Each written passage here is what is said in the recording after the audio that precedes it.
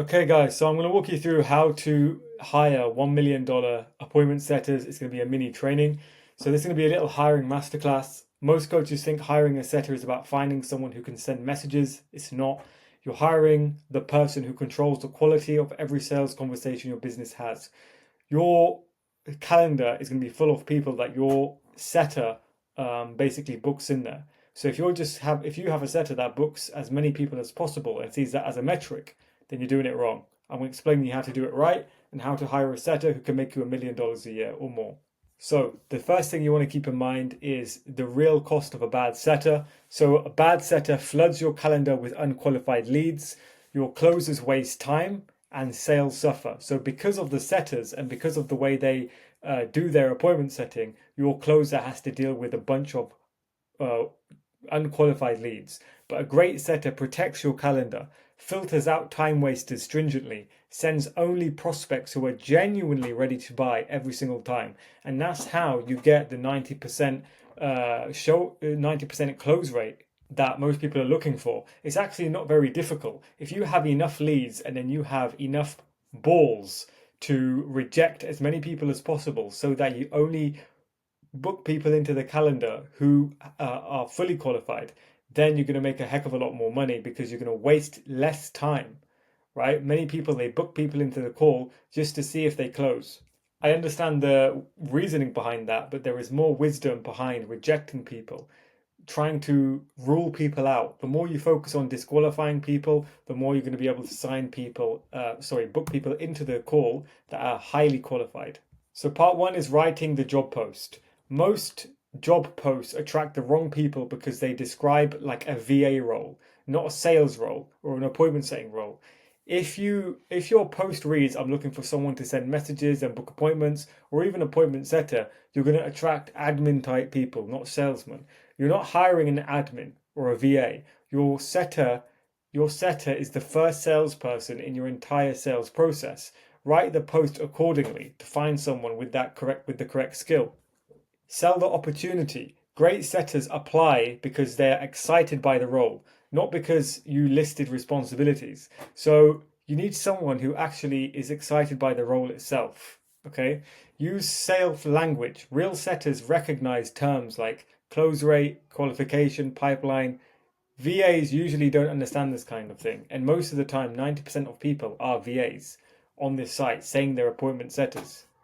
Three tips for a job post that attracts elite setters. So number one is sell the opportunity. Instead of saying looking for a setter, say we're building a world-class appointment setting team. We want ambitious salespeople who convey conversations into booked sales opportunities.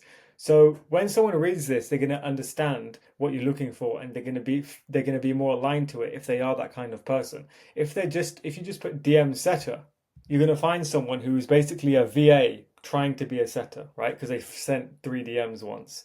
Number two is mention sales terminology. Include words like qualification, objection, handling, buying intent, high ticket, show rate, close rate, CRM, KPI.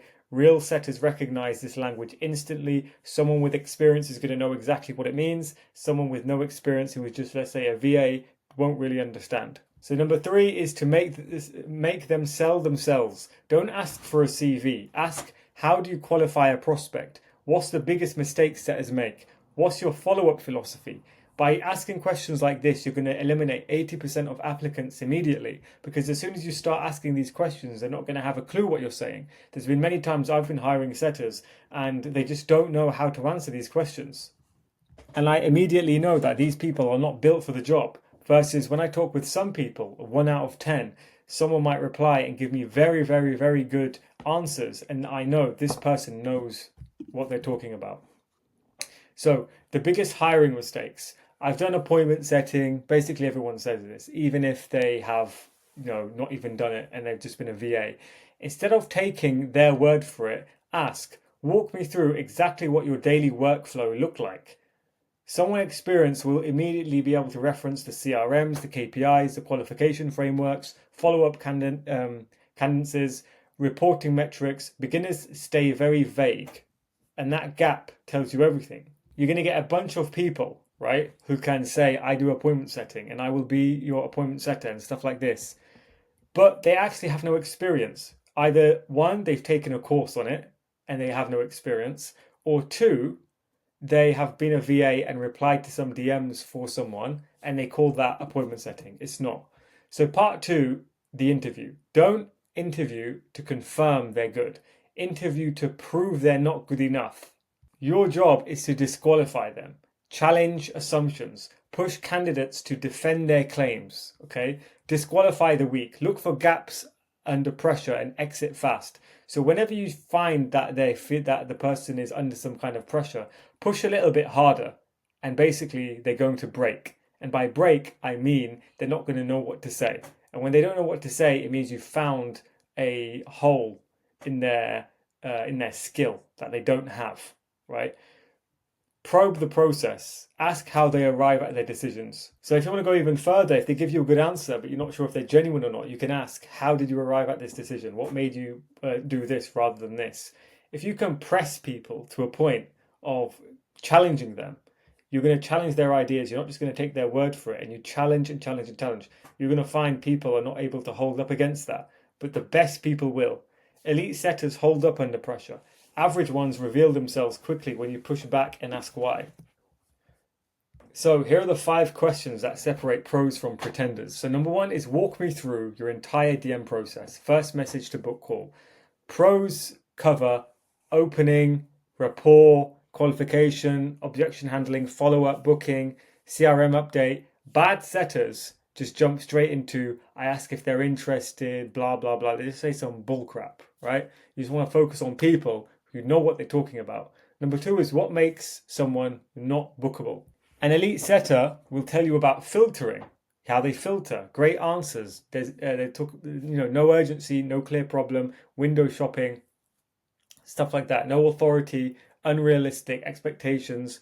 If they can't say no, they'll book everyone, right? You need to, a good setter knows how to say no to someone, how to instantly reject someone and not fear that, right? But someone who is trying to book as many as possible is going to try and get everyone to say yes. I'm trying to pressure people not to say yes, right? To filter them out. Tell me about the hardest objection you've handled in DMs. Listen for structure, confidence, and curiosity, then role player. I don't think coaching works or it's too expensive. Don't warn them, just give them an example, right? And see how they address it. Number 4 is what KPIs would you track as a setter? A week booked calls. If someone is a weak setter, they'll say we track how many calls we've booked. A strong setter will say qualified bookings, show rate, sales conversion, follow-up completion, revenue generated. Then ask, if booked calls doubled but sales didn't, would you be happy? Someone who says yes to that is just stupid, because if sales don't go up but the book calls go up, that means you're just booking a bunch of wasted people. And asking questions like this when you're in your interview process is going to help you a lot, because it's going to help you find people who don't know what they're talking about. Tell me about a prospect you decided not to book. This separates professionalism from amateurs. Then challenge. Your manager tells you to book everyone. What do you do? The answer reveals their critical thinking. If you answer this, it's like a trick question. You say your manager says just to book everyone. What do you do? If they say, oh, just listen to the manager, that basically means they don't understand the reason behind it. They don't understand what they're doing. A good setter will say, I will advise the manager that it's not good. It's not the best decision to book as many people as possible, because just because we're filling up the calendar doesn't mean they're all going to be qualified. And if we get 7 unqualified calls, that's 7 wasted sales calls. Okay, so red flags versus green flags. Red flags is when you walk away. Someone who talks about sending messages, not selling, never mentions qualification, can't explain why they ask specific questions, no KPI knowledge whatsoever, thinks more bookings automatically means more revenue. Every answer is generic and rehearsed. A green flag is naturally discusses biopsychology, someone who talks about the biopsychology a lot. Someone who protects the calendar instinctively, like they're not trying to allow everyone in. Thinks in systems, not tasks. They are aware of every system of their job and outside of their job. Challenges prospects respectfully. right, understands that no increases revenue, that they're going to make more money by saying no to people, measures business outcomes, not just activity. So people with these traits are a good sign and you should move forward with them. People with these traits, I would block them. So the $1 million mindset. The best appointment setters aren't expert bookers, they're expert filters. Scripts can be taught, processes can be documented, but the ability to qualify, challenge assumptions, handle objections, and protect your calendar, that's the rare mindset that separates average setters from elite ones.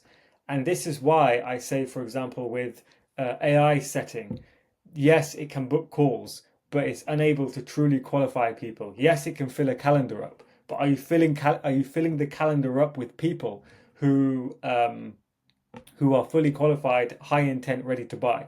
It's hard to find that, with an AI, right? But when you have a human can understand immediately, if they're trained correctly, who is a buyer and who's a time waster. So the final principle, don't hire the person who convinces you they're good, hire the person who demonstrates how they think. Qualify rigorously. Every lead is not a good lead. The setter's job is to know the difference between good and bad leads.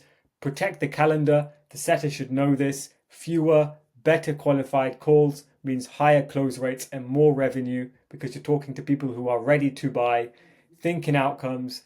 Elite setters own business results, not just the booking activity. So if a bad setter will say, my job is to book 100 calls, I've done that, I don't care about anything else. But a great setter, not a bad one, a great one, will say, the sales calls are not performing. There should be something that I can do on the setting end that can change that. And there always is.